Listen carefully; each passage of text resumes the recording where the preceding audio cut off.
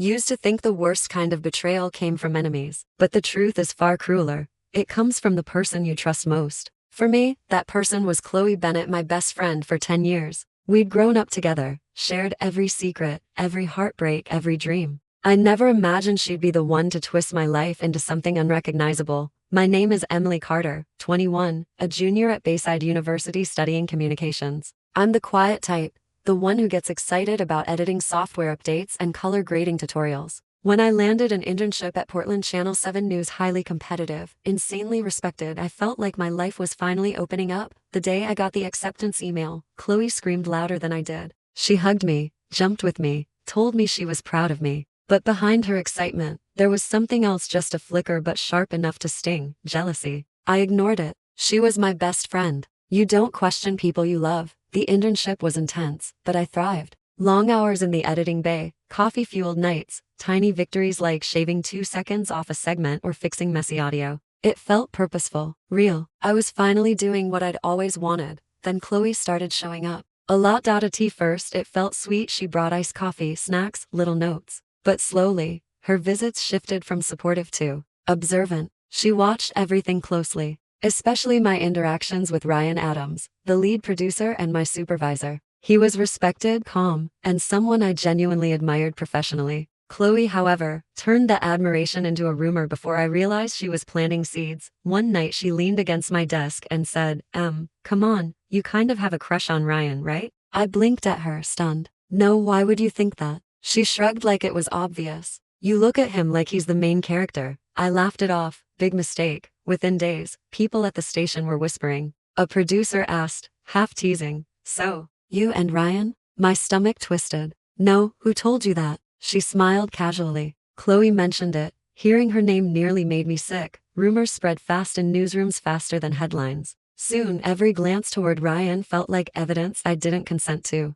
And the worst part, Chloe acted innocent, supportive, sympathetic, like she was protecting me from fallout she'd created. The moment I realized something was seriously wrong was when Ryan himself approached me privately. Emily, he said gently, I want to make sure we maintain professional boundaries. I don't want you feeling uncomfortable or misunderstood. My heart crumbled. He believed it, or at least believed it enough to question me. That was the beginning of the unraveling. But Chloe wasn't done. Not even close. Things didn't calm down, they escalated. Subtly at first, then fast, like a crack spreading across glass. Every day, someone looked at me with that mix of curiosity and judgment people reserve for gossip they want to believe. Rumors don't need proof. They just need repetition. And Chloe repeated them beautifully through the mouths of others. One early morning, as I walked past the editing bay, I overheard 2 assistants talking openly about me. Emily's totally into Ryan, one said. Chloe says she falls for guys who give her attention. The other laughed. Makes sense. She always looks nervous around him. I froze. It felt like listening to people describe a stranger wearing my name. I thought about confronting Chloe directly at the station, but she beat me to it. Around lunchtime, she showed up with her perfect latte and perfect timing, walking in like she owned the air everyone breathed. You didn't answer my texts, she said sweetly. I brought you lunch. I stared at her. Chloe, what have you been telling people here? She blinked with practiced innocence. What? Nothing bad. Just that you admire Ryan. Everyone does. He's good at his job. Her voice was casual, her smile soft, almost believable. But something in her eyes gave her away. She wasn't confused. She was calculating. I tried to stay composed. People think I'm flirting with him. She laughed. If people are misinterpreting things, that's not on me, not on her. The girl who fed the fire was somehow never holding the match. Later that day, the worst happened. Ryan pulled me aside. His expression was gentle, but his distance was unmistakable. Emily, I want to make sure you're comfortable, he said. I don't want workplace rumors affecting you or the team. My chest tightened. I haven't done anything inappropriate, I said. He nodded, but it wasn't fully convincing. Just be mindful, he added softly, mindful, as if I'd been careless, as if I'd done something wrong. After that conversation, the air around me felt different, colder, heavier, like I'd stepped into a role I never auditioned for. Chloe's version of me had become the default setting in people's minds. I wasn't Emily, the hardworking intern. I was Emily, the girl with boundary issues. Back at the dorm that evening, I found Chloe sitting on my bed, legs crossed like she'd been waiting for her scene. Hey she said, popping a piece of gum. You look stressed. Want to talk? I stared at her for a long second before asking, Chloe, Are you competing with me? Her reaction was tiny, almost invisible, but I caught it. A twitch, a flicker, a crack.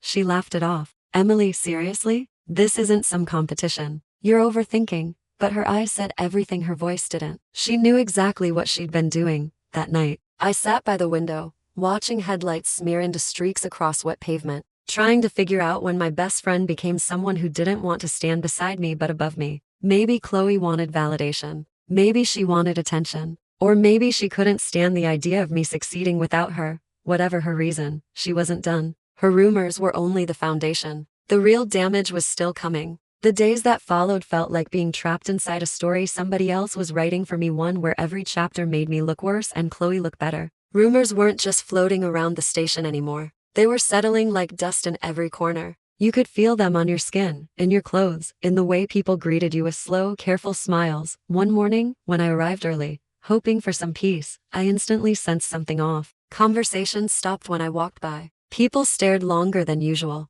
It wasn't suspicion anymore, it was interest, the kind people reserve for scandals they're waiting to see unfold. I checked my phone to distract myself, but what I saw made my heart slam against my ribs. A viral post on the university confession page. Channel 7 intern is losing it, crushing on her boss and imagining he's sending her signals. Messy. Under it was a picture of me editing footage, taken from behind, obviously at night. Only one person had been there with me that late, Chloe. My hands went numb. She wasn't just whispering anymore. She was broadcasting. Before I could even breathe, a coworker approached me. Emily, the manager needs to see you. The walk to her office felt surreal, like each step was pushing me deeper into a hole Chloe had dug. When I entered, the manager looked at me with the soft, heavy concern reserved for people who might break. Emily, she said gently, I want you to be okay. There's a lot circulating right now. I swallowed the knot in my throat. None of it is true. I haven't crossed any line with Ryan. She gave a slow nod, the kind people give when they're trying to believe you but have already heard too much from someone else. Chloe came to me earlier, she said, and she told me you've been stressed and might be misreading situations. She said she was worried. Chloe beat me to her. Again, she always managed to set the story first, leaving me in the position of explaining, which always sounded like excusing. After the meeting, the world felt tilted. Every interaction felt like it had stakes now, like anything I said would be twisted in ways I couldn't control. I held myself together through the rest of the day, but the moment I got back to the dorm, something inside me snapped, not in anger but in clarity. Silence was no longer protecting me. It was letting Chloe sharpen the blade. So I opened my laptop and started typing. Not emotionally, not dramatically, just the truth. I posted it both in the station's internal chat and on the university forum. I want to correct false information being spread about me. I have not pursued my supervisor professionally or personally. The only person I confided in about my internship was my close friend, Chloe Bennett, who has repeated things out of context in ways that are misleading. I'm not attacking anyone. I'm simply protecting my reputation. The reactions came fast. Coworkers messaged privately saying they'd noticed inconsistencies in Chloe's stories. A few apologized. Someone admitted they had wondered why Chloe inserted herself into conversations about me so often. Then came the message I didn't expect, from Ryan. Emily, thank you for clarifying. I may have misunderstood some things, and I'm sorry for that. It wasn't everything, but it was something. A small piece of my dignity returning. Later that night, Chloe walked into the dorm with a storm in her eyes. She slammed the door and stared at me like I'd stabbed her.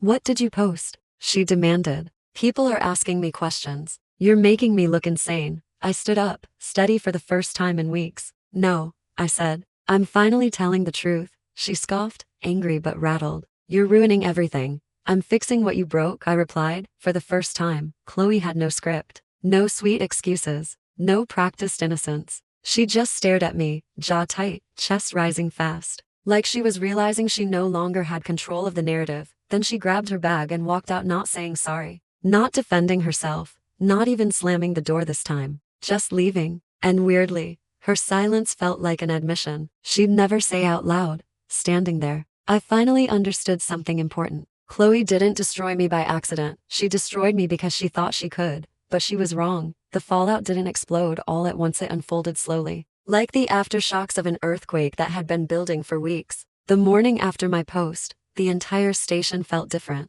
People didn't look at me with suspicion anymore. They looked at me with the kind of cautious curiosity people reserve for someone they may have judged too quickly. Whispers still floated around, but the tone had changed. It wasn't Emily the unprofessional intern anymore. It was, what if Chloe wasn't telling the truth? Even so, nothing prepared me for the moment. Everything cracked open. I arrived at work and instantly sensed tension in the air. Conversations hushed. Phones lowered. A few people offered small nods acknowledgement, maybe even sympathy. Then someone finally approached me, hesitated, and said, "Emily, you might want to check the campus page again." My heart clenched, but I looked anyway. This time, it wasn't about me. It was about Chloe. Students were questioning her version of events, pulling up inconsistencies, pointing out that she'd been inserting herself into places she didn't belong. Screenshots of her comments. People who'd known her describing similar behavior. And suddenly, she was the one being examined under a microscope. It wasn't revenge. It was truth catching up. Later that afternoon, Ryan stopped by my desk. His expression was calmer than it had been in weeks. "Emily,"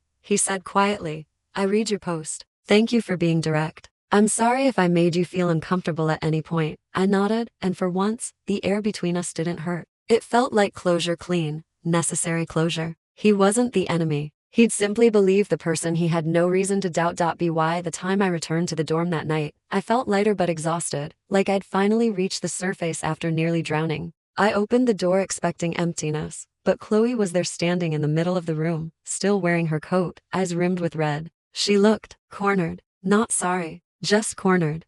"So this is what you wanted?" she asked, voice sharp but trembling underneath. "Everyone's turning on me." I set my bag down slowly. "I didn't make them do anything. They're reacting to the truth," she scoffed. "You're unbelievable. After everything I did for you." I cut her off. "Chloe, you didn't help me. You controlled me, then humiliated me. You twisted my words until I couldn't recognize myself." She opened her mouth, then closed it again. The bravado slipped. There was no witty line, no sweet manipulation left. She looked at me like she didn't recognize me anymore, like I'd finally become someone she couldn't bend. "I didn't think it would get this far," she muttered. "You didn't think you'd get caught." I corrected softly. Her eyes flickered not regret, but realization. Chloe was smart. Smart enough to understand that she had lost control of the narrative she'd been writing. Smart enough to know there was no repairing what she'd done. And maybe, for the first time, she was confronting the fact that actions have consequences. She grabbed her bag, paused at the door, and said quietly, not an apology, but a truth she couldn't avoid anymore. "You're not the person I thought you'd be." I met her eyes. I could say the same. She walked out. No tears, no theatrics, just silence. And somehow, that silence felt like the most honest moment between us in months. The days that followed were still messy, but survivable. Some people still whispered, others apologized, most simply moved on. That's how drama works, big one day, forgotten the next. But something had changed inside me. I wasn't naive anymore. I didn't assume friendship meant safety. Losing Chloe wasn't like losing a sister. It was like waking up from a dream you didn't realize was a nightmare. A painful clarity, and even though I didn't come out of it completely intact, I came out stronger. Not louder, not harder, just stronger, in the quiet, steady way that matters. Because the truth is, being betrayed by someone you love doesn't define you, but reclaiming yourself after the betrayal absolutely does.